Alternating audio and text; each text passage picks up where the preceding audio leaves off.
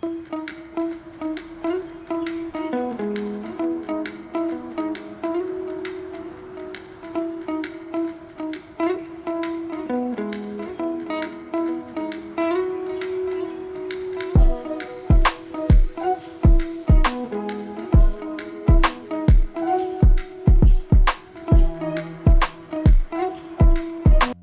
Friends, எல்லோரும் எப்படி இருக்கீங்க?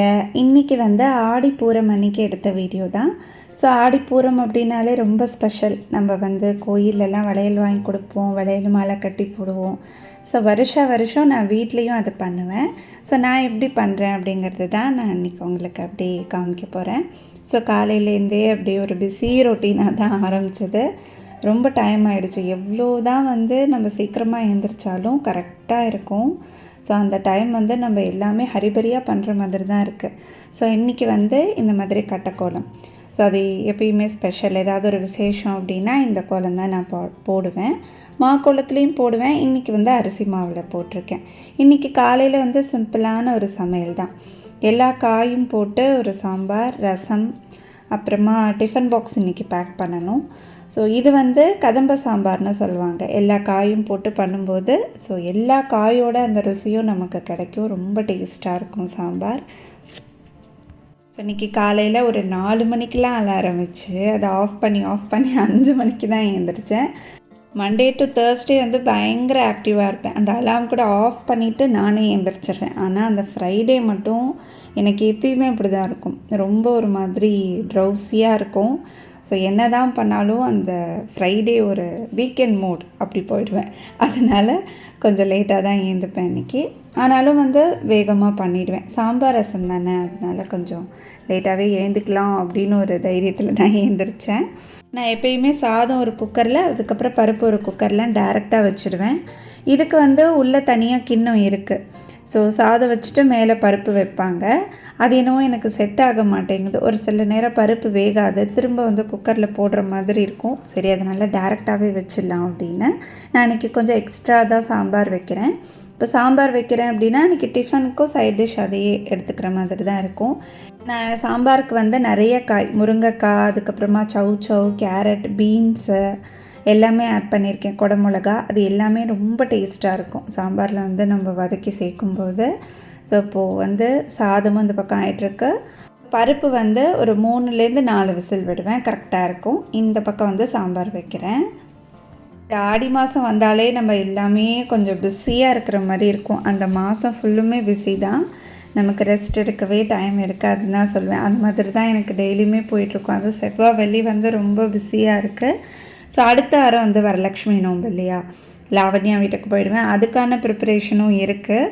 ஸோ அம்பாளுக்கு புடவை வாங்கணும், கொஞ்சம் புது விதமாக ஏதாவது ஜுவல்ஸ் வாங்கணும். இந்த தடவை டெக்கரேஷன்லாம் நிறைய யோசித்து வச்சுருக்கோம். ஸோ ஒன்றா நாங்கள் ரிவீல் பண்ணுறோம். மிஸ் பண்ணாமல் நம்ம சேனலை பாருங்கள். நீங்கள் புது சப்ஸ்கிரைபர் அப்படின்னா சப்ஸ்கிரைப் பண்ணிவிட்டு பாருங்கள். பக்கத்தில் இருக்கிற அந்த பெல் பட்டனையும் கிளிக் பண்ணிக்கோங்க. அப்போ தான் நாங்கள் போடுற நோட்டிஃபிகேஷன் உங்களுக்கு வரும். இப்போ சாம்பார் ஆல்மோஸ்ட் ரெடி ஆகிடுச்சு. இறக்கிறதுக்கு முன்னாடி அந்த மேற்பொடி இருக்கு இல்லையா, அது போட்டுட்டு அதுக்கப்புறம் பருப்பு சேர்த்துட்டு ஒரு கொதி வந்தோன்னா ஆஃப் பண்ணிவிடுவேன். இறக்கிறதுக்கு முன்னாடி கொஞ்சம் நெய் விட்டோம் அப்படின்னா ரொம்ப டேஸ்ட்டாக இருக்கும். ஸோ எனக்கு பேசிக்காக அந்த நெய் இல்லைன்னா என்னால் சாப்பிட முடியாது. கொஞ்சமாக அது நான் சேர்த்துப்பேன். அதுக்கப்புறமா அந்த குக்கிங் என்னால் கண்டினியூ பண்ண முடியல. ரீசன் என்ன பார்த்தீங்கன்னா, கை லைட்டாக கட் பண்ணிக்கிட்டேன். அது எப்பயுமே நடக்கும்.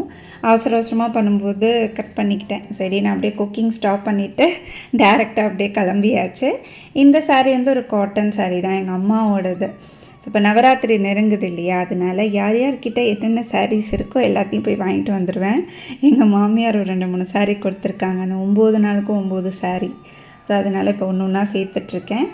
இந்த சாரீக்கு இது ப்ளவுஸ் கிடையாது, இது வேறு சாரியோட ப்ளவுஸ். இது அப்படியே மேட்ச் பண்ணி போட்டேன். ரொம்ப நல்லா இருந்துச்சு. ஏன்னா இந்த பார்டரில் லைட்டாக அந்த மரூன் கலர் வருது. ஒன்றும் பெருசாக டிஃப்ரென்ஸ் தெரியல, அதனால் இதுவே அப்படியே மேட்ச் பண்ணி போட்டுக்கிட்டேன். ஜுவல்ஸ் ஃபுல்லுமே இன்றைக்கி கோல்டில் தான் போட்டேன். ஸோ வேறு எதுவும் எனக்கு போடுறதுக்கு பிடிக்கல. ஏன்னா இன்றைக்கி நிறைய வேலை இருக்குது இல்லையா. ஸோ இறுக்கமாக செயினெல்லாம் போட்டோம் அப்படின்னா வேலை செய்ய முடியாது. ஸோ இன்றைக்கி வளையல் மாலை கட்டி போடலாம் அப்படின்னு எங்கள் வீட்டில் நான் கம்மி படம் தான் வச்சுருக்கேன். ஸோ அதனால் ஒரு 3 அம்பாளுக்கு மட்டும் வளையல் மாலை கட்டி போடுவேன். வருஷம் போடுறது தான். ஸோ இந்த வளையல் வந்து நான் என்ன பண்ணுவேன் அப்படின்னா, நவராத்திரி வருது இல்லையா, அப்போ வந்து வரவங்களுக்கெல்லாம் வச்சு கொடுத்துருவேன். செட்டாக வாங்கிப்பேன். எல்லா சைஸ்லேயுமே வந்து வளையல் வாங்கிப்பேன். அந்த மாதிரி தான் வருஷம் பண்ணுறது.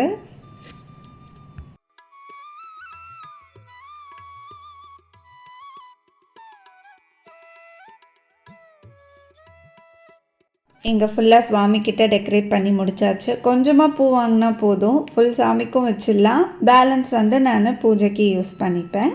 ஸோ இப்போ மாலை கட்ட ஆரம்பிச்சிடலாம். இந்த மாதிரி கலர் நூல் வச்சுருந்தீங்க அப்படின்னா கட்டுறதுக்கு நல்லாயிருக்கும், பார்க்குறதுக்கும் நல்லாயிருக்கும். நான் வந்து பூ கட்டுறேன் அப்படின்னா இந்த மாதிரி கலராக நூல் வாங்கி கட்டிப்பேன். ஸோ எனக்கு வந்து பூ கட்டுறது ரொம்ப பிடிக்கும். ஆனால் இப்போ வந்து கட்டுறதே இல்லை. ஆக்சுவலாக டைம் இல்லை அவ்வளோ நேரம் உட்காந்து கட்டுறதுக்கெல்லாம். ஸோ என்றைக்காவது ஒரு நாள் எனக்கு வந்து கட்டணும்னு தோணுச்சு அப்படின்னா வாங்கி கட்டுவேன். இப்போ வந்து வளையல் பார்த்திங்கன்னா ஒரு வளையலுக்கும் ஒன்று சொல்கிறாங்க. ஒரு கலருக்கும் ஒரு விதமான சிறப்பு இருக்குது. இப்போ பச்சை வளையல் அப்படின்னா வளம், செழிப்பு, மங்களம், வளர்ச்சியாக இருப்போம் அப்படின்ட்டு. சிவப்பு வளையலுக்கு சக்தி, மங்களம், தைரியம், அந்த மாதிரி நிறைய கோட்ஸ் இருக்குது. நான் வந்து எல்லா கலர்ஸ்லேயும் கிடைக்கல. மோஸ்ட்டாக நமக்கு கிடைக்கிறது இந்த பச்சை கலரு, அப்புறம் மரூன் கலர், மஞ்சள் கலர் கூட இல்லை. ஏன்னா அப்படியே வந்து சீக்கிரம் ஃபாஸ்ட்டு மூவ் ஆகிடும். ஏன்னா இந்த ஆடிப்பூரத்துக்கு வந்து எவ்வளோ அவங்க கொண்டு வந்தாலும் ஸ்டாக் வந்து சீக்கிரமாக தீர்ந்து போயிடும். நம்ம கலர்ஸ் வந்து அவைலபிள் இருக்காது. இன்றைக்கி வந்து கோயிலுக்கும் போகணும் அப்படின்னு நினச்சிட்ருக்கேன். முதல் நாளே வளையல் வாங்கி கொடுத்துட்டேன். ஸோ அம்மனுக்கு வந்து அப்படியே வந்து செட்டாக கோத்து அழகாக போடுவாங்க. லாஸ்ட்டாக வந்து எங்கள் வீட்டு பக்கத்தில் இருக்கிற அம்மன் எப்படி அலங்காரம் பண்ணியிருக்காங்கன்னு ஒரு பிக்சர் கிடச்சிது அப்படின்னா நான் ஆட் பண்ணுறேன். ரொம்ப அழகாக இருந்தது. எங்கள் வீட்டு பக்கத்தில் மீனாட்சி சுந்தரேஸ்வரர் கோயில் இருக்குது. ஸோ அதனால் மீனாட்சிக்கு ரொம்ப அழகாக வந்து வளையல் மாலை சாத்தியிருப்பாங்க. இப்போ சூப்பராக வந்து ரெடி ஆகிடுச்சு. லாஸ்ட் டைம் வந்து வேறு மாதிரி கட்டினேன். ஒரு வளையல் அப்படியே வச்சு கட்டினேன். ரிப்பன் வந்து நடுவில் கொடுத்து அந்த மாதிரியும் கட்டலாம். ஸோ இந்த தடவை வந்து படம் கம்மி தானே, அதனால் அப்படியே டசனாக வாங்கி கோத்து கட்டிட்டேன். இது வந்து 2 டசன் இருந்தது. கரெக்டாக ஒரு படத்துக்கும் 2 டசன் வேணும். இந்த மாதிரி கட்டுறீங்க அப்படின்னா, இல்லாட்டி ஒரு வளையலாக அப்படியே வந்து பிரித்து கட்டுறீங்க அப்படின்னா ரிப்பன் கொடுத்து கம்மி வளையல் இருந்தால் போதும். நிறைய படம் இருக்குது அப்படின்னா அந்த மாதிரி கட்டலாம். கொஞ்சமாக படம் இருக்குது அப்படின்னா 2 டசன் வாங்கி நீங்கள் இந்த மாதிரி கோக்கலாம். ஸோ இது பார்க்குறதுக்கும் ரொம்ப அழகாக இருக்கும். நான் அது நவராத்திரி வரைக்கும் நான் வந்து எடுக்கவே மாட்டேன். நவராத்திரி கிட்ட வரும்போது அப்போ நம்ம சுவாமி படம்லாம் க்ளீன் பண்ணுவோம் இல்லையா, அப்போ தான் அந்த மாலைலாம் எடுத்துகிட்டு அப்படியே பிரித்து வச்சு வர சுமங்கலிக்கு எல்லாருக்கும் கொடுத்துருவேன்.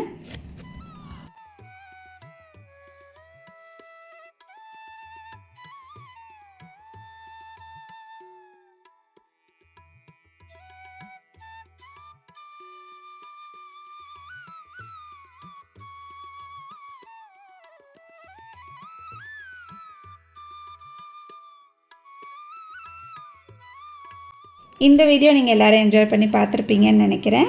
நெக்ஸ்ட் வீடியோவில் மீட் பண்ணுறேன். அது வரைக்கும் பாய் ஃப்ரெண்ட்ஸ்.